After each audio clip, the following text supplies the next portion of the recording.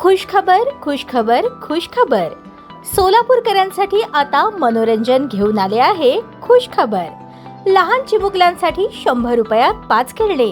यात Mickey Mouse, jumping जपांग, dragon, water boat आणि ट्रेन. आपल्या लहान चिमुकल्यांसोबत आनंदोत्सव साजरा करा. आमचा पत्ता होम मैदान, पासपोर्ट कार्यालयासमोर, सोलापूर.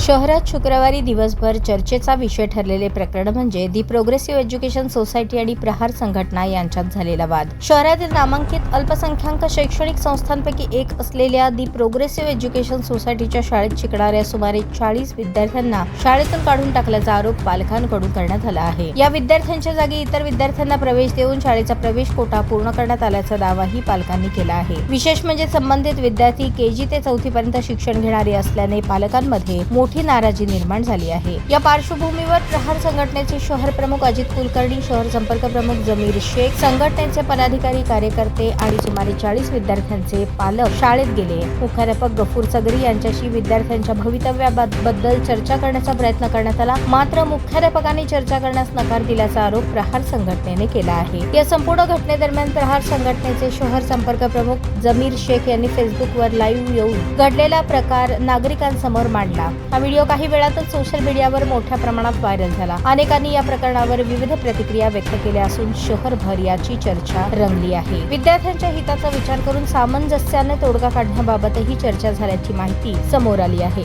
मात्र या प्रकरणाचा अंतिम निर्णय अद्याप झालेला नाही. आता मुख्याध्यापक गफूर सगरी हे संबंधित 40 विद्यार्थ्यांना पुन्हा प्रवेश देणार का, त्यांचे शैक्षणिक नुकसान टाळण्यासाठी कोणती भूमिका घेणार याकडे पालकांसह संपूर्ण सोलापूर शहराचे लक्ष लागले आहे. दुसरीकडे विद्यार्थ्यांना पुन्हा प्रवेश मिळाला नाही तर प्रहार संघटना पुढे कोणती भूमिका घेणार, आंदोलनाचा मार्ग स्वीकारणार की चर्चेच्या माध्यमातून तोडगा काढणार याबाबतही उत्सुकता आहे. दरम्यान या संपूर्ण प्रकरणात शाळा प्रशासनाची अधिकृत भूमिका आणि विद्यार्थ्यांना शाळेतून कमी करण्यामागील कारणे अद्याप स्पष्ट झालेली नाही. त्यामुळे दोन्ही बाजूंची भूमिका समोर आल्यानंतरच या प्रकरणाचे संपूर्ण चित्र स्पष्ट होणार आहे. नीट बोलायला येत नाही, वाचायला येत नाही, अशी जी प्रक्रिया मुख्याध्यापकांच्या माध्यमातून येत आहे. मी आपणा सर्व शिक्षकांना विचारतो किंवा मुख्याध्यापकांना विचारतो, जर पहिलीत असतील तर शिक्षक आपणच या मुलांना शिक्षण आपणच दिले, दुसरीत आपण दिले, तिसरीत आपण दिले, चौथीत आपण दिले, पाचवीत आपण दिले. मग जर तुम्ही शिकवत नसतील तर त्यात विद्यार्थ्यांचा दोष काय? आणि या आई वडिलांना जे काही तुम्ही या बाबतीत बोलता म्हणजे चुकीचं, हे आई वडील म्हणजे शिकवत नाहीत, हे नाही. ज्यावेळेस शिक्षकच शिकवत नाहीत, आई वडील घरी कुठं तर मोलमजुरी करून खात असतात, कुठंतरी एका ठिकाणी ट्युशन वगैरे लावतात, त्याच माध्यमातून जर व्यवस्थितरित्या शाळेत जर शिक्षक व्यवस्थित शिकवत नसतील, या सगरी साहेबांना या माध्यमातून सांगतो की या शाळेची मान्यता रद्द करावी, अन्यथा या प्रहार संघटनेच्या माध्यमातून फार मोठं आंदोलन या लहान मुलांच्या बाबतीत, शिक्षणाच्या बाबतीत आम्ही उभं करणार. माननीय मुख्यमंत्री असतील, दोन्ही उपमुख्यमंत्री असतील, शिक्षण मंत्री असतील, यांना हात जोडून विनंती करतो की यांचं भविष्य बेटी पढाओ बेटी बचाओ म्हणतात मोदींचं, या मोदींच्या म्हणण्याला, या मोदींच्या ह्याला स्लोगनला जे काही तुम्ही काळं फासण्याचं काम केलेलं आहे, या माध्यमातून मी सांगू इच्छितो लवकरात लवकर याचा विचार व्हावा. अन्यथा हे सर्व विद्यार्थी कलेक्टर ऑफिसमध्ये 40 विद्यार्थी असतील, पालक असतील, प्रहार जनशक्ती पक्षाची टीम असेल, इतर कोण सपोर्ट करणाऱ्या सगळ्यांना घेऊन जिल्हा कलेक्टर ऑफिसमध्ये जाऊन बसणार जर याचा निकाल नाही झाला तर. सगरी साहेबांनी 1 तासाचा मी तुम्हाला वेळ देतो, अन्यथा हे आंदोलन वेगळ्या पद्धतीचं मग प्रहार स्टाईलने हाताळलं जाईल हे आपल्याला सांगू इच्छितो. इथं जे काही लहान मुलं शिकत आहेत, आम्हाला यांना डिस्टर्ब करायचं नाही. तिथं जे काही मुलं तुम्ही घेतलेत त्यांना पण तुम्ही बघा, पण या मुलांना ॲडमिशन देणं हे तुमचं कर्तव्य आहे. अन्यथा या शाळेची मान्यता जे टाकून दिलेले चुकीच्या पद्धतीने बोलणारे, चुकीचे मॅटर लावणारे या गफूर सगरींना निलंबित करा.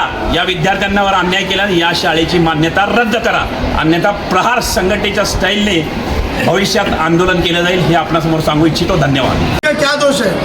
पहली से लेकर 4थी तक ये बच्चे यहाँ पर स्कूल में पढ़े, आप 5वीं में बोल रहे हैं कि इनको हम एडमिशन नहीं देंगे क्योंकि हमारे स्कूल के अंदर 70 बच्चे हुए. मैं सवाल करना चाहता हूँ मुख्याध्यापक साहब से कि साहब आपके स्कूल के अंदर ये 4थी तक पढ़े हुए बच्चे, 5वीं में इनको एडमिशन आप क्यों नहीं दे रहे? इसलिए कि आप बाहर से बच्चे भर लिए, ये बच्चों का हक नहीं है क्या? जो बच्चे पहली से लेकर 4थी तक यहाँ पर पढ़े हैं और ये बच्चों आप अभी बोल रहे हैं कि 5वीं से आप कहीं भी जाओ, इसका मतलब क्या?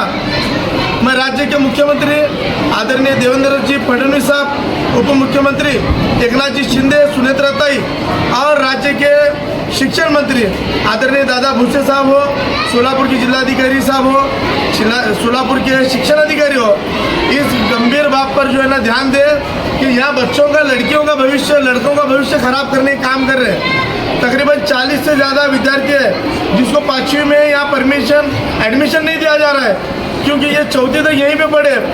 दी प्रोग्रेसिव स्कूल पहली से लेकर 10वीं कक्षा तक की स्कूल है। आप ये बोल रहे हैं कि 5वीं के बाद तुम कहीं दूसरी बात लेकर जाकर डालो, तो हमारे पास जगह नहीं है। तो ये जगह किसके नाम पर भरी गई, इसकी जो है ना जांच होनी चाहिए। ये बच्चे यहाँ स्कूल के अंदर जो है ना माँ बाप लेकर आ रहे हैं, तो बच्चों को जो है ना स्कूल से हकाला जा रहा है। लड़कियों को हकाल रहे, लड़कों को हकाल रहे। आज ये बच्चों को क्या कसूर है? बेटा आप कहाँ पर पढ़े स्कूल? कितनी तक पढ़े आप?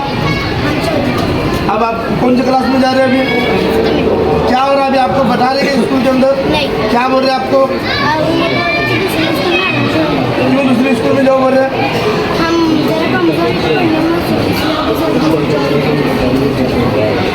ये ऐसा कारण देकर जो है ना स्कूल के जो है ना लोग जो है ना, देखो ये छोटी बच्ची है, ये बच्ची का क्या कसूर है बोलो? इसका कुछ कसूर है क्या?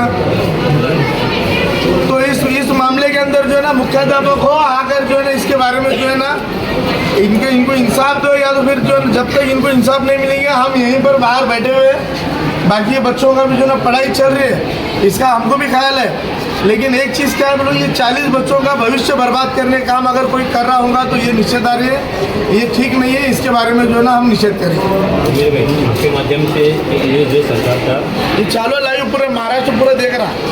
जी प्रोग्रेसिव्ह शाळेमध्ये, उर्दू शाळेमध्ये काही विद्यार्थिनींना इथंच शिकत असताना पहिली असेल, दुसरी असेल, तिसरी असेल किंवा चौथी पास झाल्यानंतर आपोआप ते पुढच्या वर्गात जातात। पण इथल्या मुख्याध्यापकांनी काहीतरी गफूर सगरी नावाचे मुख्याध्यापक आहेत। ताज्या बातम्या पाहण्यासाठी प्राईम महाराष्ट्र न्यूज चॅनलला सबस्क्राईब करा।